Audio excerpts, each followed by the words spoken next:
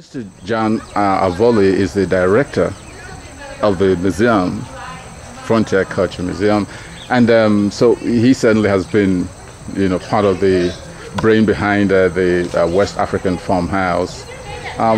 The Igbo house, I saw that written on the web. What's actually the name of this exhibit? The exhibit's official name is the West African Village, representing the Igbo people. So it is the West African farm, Igbo people.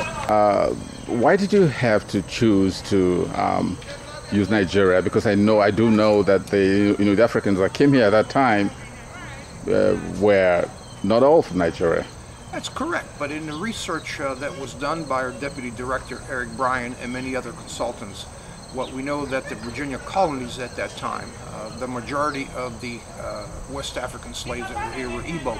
Approximately 40% of them were. So in order to honor that ethnic group, much like we have done to the honor of the Germans, the Scotch-Irish, and the English, further contributions to the American frontier, the beginning of America, the blending of America, Igbo played an integral part in that history of America.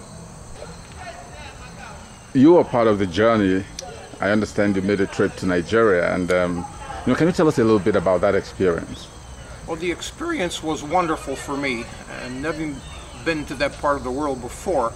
I was with a delegation led by Dr. Anna Quinza from Los Angeles, and of course Jack Njuko and several others. We landed in Abuja and were royally treated by the Nigerian government, and of course we were the host of Governor Peter Obi of Anambra State that treated us very, very well. We journeyed through Nigeria from Akwa to Owerri, and we visited many, many places. So very worthwhile experience and enlightening to see actually what we were constructing here come to life back in Nigeria. Wow. The architecture, what was your impression when you were coming back here? I'm sure you were very excited. You want to replicate what you saw there. What did you see? If you compare it to this, is it exactly what you saw? It is exactly. This particular farm community that we're building is a replica of a farm and a man with 4 houses, 2 wives in the Obi. It is identical to what was there. Architecturally, it was designed and engineered to replicate it 100%.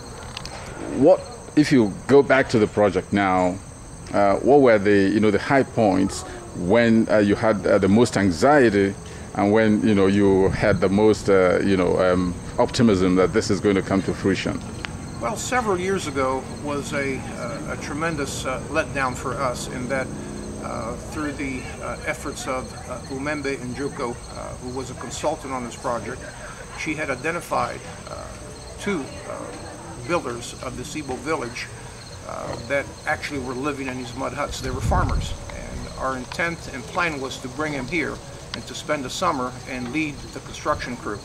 Unfortunately, the American Embassy in Lagos refused their visas, so that was a big letdown. And then from there we regrouped our efforts and began the construction with the consultation of course, Dr. Njuku and Father Obana that led the site, and of course our master builder here, who was very expert in this, was Ray Wright, who spent 3 weeks in Nigeria, actually was in the compound that he's designed right now.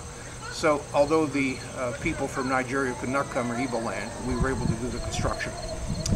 The highlights of this were that we had many volunteers from throughout the United States, Igbos, number 1, and number 2, we also had a tremendous number of young people locally here that came here and helped build this site. So how do you look forward to the inauguration? Well, the inauguration, we really don't know what to expect. We don't know how many people will show up. I think it's going to be a tremendous crowd. It'll be a good day for a lot of fanfare, and we welcome all who want to come to see this historic day here in Virginia. Being a museum owned by the Commonwealth of Virginia, the state of Virginia, and honoring, as I said, the Igbo people, will be quite a day here for us. We now have a homeland, Africans in America. Whatever, some of the things that you'd like to go back home and do and you can't, you now have a place.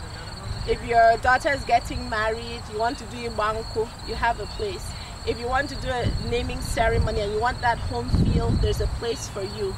any traditional thing that you have to do, we now have a home right here in America, in Staunton, Virginia, at the Frontier Cultural Museum in the Manuel.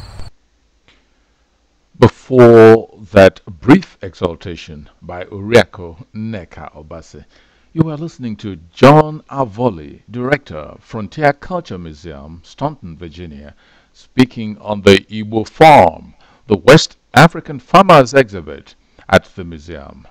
That was just one of the highlights of a documentary on the historical project to be made available to you at the inauguration September 17th and 18th, 2010. The structure is here, and the Igbos more or less have a homeland here in Staunton, Virginia, and that's just so exciting.